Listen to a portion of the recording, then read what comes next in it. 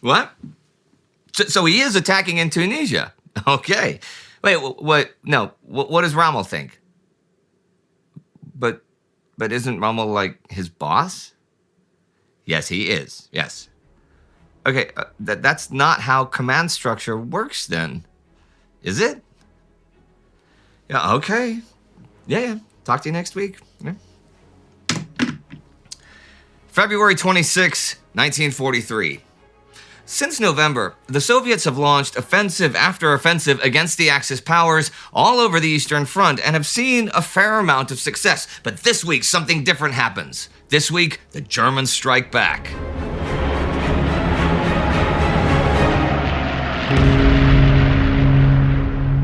I'm Indy Neidell. This is World War II. Last week saw some Axis gains in Tunisia, but the main attacks of the week were all up and down the Eastern Front in the USSR, where the Red Army was on the move along the entire southern half, taking two major prizes, Rostov and Kharkov. In fact, they advanced so far that the Soviet spearheads were just 50 kilometers from Erich von Manstein's Army Group South headquarters, which Adolf Hitler was visiting to talk about the impending Axis counterstrike. That counterstrike begins this week. At the very end of last week, the 19th, Hitler told Manstein and some of the men who were about to launch the offensive, "The outcome of a crucial battle depends on you. 1,000 kilometers away from the Reich's frontiers, the fate of Germany's present and future is in the balance." He tells them that ever more divisions are to come east, as well as new and unique weapons. Manstein has been husbanding the resources he has now, and that are not a future fantasy, for this counterattack. He is certain that the Soviet armies are now overextended on their drive to the Dnieper. He has a point. By the end of last week, Soviet 6th Army had a front of 200 kilometers for under 30,000 men.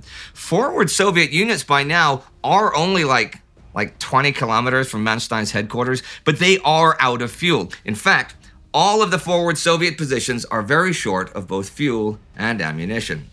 The counterattack is convergent thrusts by the 3 divisions of the SS Panzer Corps from near Poltava in the northwest, and attacks from the south by the 57th Corps on the left and the 48th on the right, with kickoff as the week begins by the SS Panzers. Their axis of advance is along the highway from Kharkov to Dnipropetrovsk that goes through Krasnograd. And it is pretty successful from the get-go after launching at 5 a.m. By 11, the skies have also cleared enough for Luftwaffe support to arrive. The final objective of that first day is the village of Pereschepinye and taking the bridge over the Oral River. They have advanced so rapidly that when they reach the bridge past dark, the guards think they are Red Army units, and they cross the bridge without halting and only attack its guards after crossing. Overnight, they reinforce and the advance continues. The armor spearheads using Blitzkrieg tactics once again. Now, the Soviet 6th Army, 1st Guards Army, and Markey and Popov's mobile group are the forces that have been pushing the Germans back in the general area the last couple of weeks. But over the next few days, the Germans eliminate the 6th Army threat to reach the Dnieper and expand their attacks towards Pavlograd. They have particular success south of the Samara River. The 48th Panzer Corps attacking from the south, hitting behind Soviet 6th Army's lines, which is still driving for Zaporozhye, and surrounding and then destroying a bunch of Red Army units. 6th Army's northern neighbor, Pavel Rybalko's 3rd Tank Army, from Philip Golikov's Voronezh front, hits the German flank starting the 23rd, but by the end of the week, 6th Army has been cut up into a bunch of pockets and its supply lines cut. The SS divisions are then ready for a drive on Kharkov itself. The Soviet 62nd Guards Rifle Division is garrisoning the city, the 5th largest city in the USSR, and busy fortifying it. Now, while this is happening, the Germans are also attacking Popov's mobile group around Kramatorsk and Krasnoarmeyskoye, and they're surrounded by the 24th. Communications with Popov's headquarters are lost that night. Okay, loads and loads of Red Army troops do break free, but still, Nikolai Vatutin, Southwestern Front commander, orders the remnants of Popov's group put under Vasily Kuznetsov's 1st Guards Army, and their main task now will be to defend Barvenkovo. But with 6th Army and Popov's group out of business, there is a big gap in the Soviet lines. Manstein thinks he can use it to reach Kharkov. Further north from all of this, Prokofiev Romanenko's 48th Army, which has been attacking the Oral salient, pushes forward early in the week, but Rudolf Schmidt's 2nd Panzer Army manages to hold them at the Neruch River with a strong new defensive line. However, yesterday on the 25th, 2 armies of Konstantin Rokossovsky's Central Front begin an offensive of their own, attacking into the gap between the 2nd Panzer and 2nd Armies. There is also action this week down in the Kuban. By the 24th, German 52nd Army Corps and 49th Mountain Corps have withdrawn behind the Protoka River, known as the Poseidon Line, and Gruppe Angelis has taken over the Krimskaya sector defense. They do have a pretty tough fight against the Soviet 56th Army, but they maintain their front lines. So, as the week ends, 17th Army in general has a more compact perimeter of around 120 kilometers for the 12 German and 4 Romanian divisions holding it. There is not much in reserve, though, should the Soviets mount an amphibious operation once again. There is action on the northern part of the Eastern Front by Georgy Zhukov and Operation Polar Star, but Sietse, this is Sietse, is covering that on our day-by-day coverage of the war on Instagram, which you can also find here under the Community tab. So, the Axis positions in the Kuban are somewhat tenuous. German Field Marshal Erwin Rommel is well aware that the Axis positions in North Africa are also somewhat tenuous. I mean, sure. In late January, 100,000 German and Italian troops arrived from Europe, and even now, like 1,000 a day are still coming in. But a lot of his units are at far below half strength, and a lot of the arrivals were non-combatants. An official German account estimated that in late February, 350,000 Axis men would be in Tunisia, of whom barely 1/3 could be considered true combat soldiers. Both Rommel and Hans-Jürgen von Arnim think that their situation is a house of cards, and that High Command should either give them enough supplies to properly wage a war, or abandon Tunisia entirely. Hitler has promised Arnim 6 or 7 divisions, but they have yet to materialize. Heck, Arnim even tells Rommel at one point, "We cannot afford a second Stalingrad." But after last week's big successes, they are very much on the move to avoid that scenario happening. We saw that Rommel wants to attack through the Kasserine Pass and hit the American supplies at Tebessa, but Commando Supremo in Italy has ordered him to hit both the Kasserine and Sabiba passes and reach Lechef. Last week on the 19th, Rommel issued orders for the Afrika Korps to take Kasserine Pass, and the panzers would head north on Highway 71 towards Lechef. The Kasserine Pass is one of 3 gaps in the southern part of the Grand Dorsal. It lies some 40 kilometers west of Sebetla, and at its most constricted part is 1.5 kilometers wide. On one side of it is Tunisia's tallest mountain, Jebel Chambi, at 1,600 meters. The other side is Jebel Semama, 200 meters shorter. The Hatab River runs through the pass, and though it's dry in the summer, in February it is very much wet. It is, in short, very good defensive ground for the Americans under Lloyd Friedendahl to hold against Axis attack. Friedendahl's 2nd Corps possessed a sufficient force, but unfortunately for the Americans, that force was not arrayed at the pass. The remnants of Ward's 1st Armored Division had been ordered to reassemble in the upland south of Tebessa to protect the supply dumps. The rest of the Corps was scattered, as usual. Rick Atkinson points out that the 1st American line of defense at Kasserine is the 1,200 men of the 19th Combat Engineer Regiment, who've been building roads the past 6 weeks since arriving at the front. This regiment did not complete rifle training before shipping out, and only 1 man has witnessed actual combat. They do, though, have 54 dump trucks. They have dug in, and dug in poorly, to await the enemy, almost all of them on the floor of the pass and not the heights. Friedendahl knows that it is vulnerable, and he sends in a battalion of infantry, a 4-gun French battery, and a few tank destroyers. So there are now around 2,000 men defending the pass. He gets Colonel Stark to bring the 26th Infantry Regiment over from Tebessa, and they arrive just about the same time as the Germans do. This is what they find. Except for a single platoon positioned on the slopes of Jebel Semama, all 4 infantry companies occupied low ground on the left side of the pass. To shift troops from one side of the defile to the other would require a 10-mile detour to the nearest bridge over the Hatab River.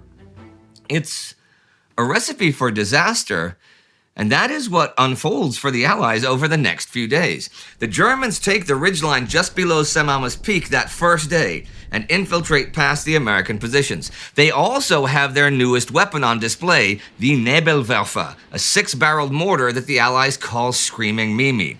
By nightfall, chaos and confusion reign, and to make matters worse, American soldiers withdrawing from their posts are even robbed of their clothes and weapons by local brigands.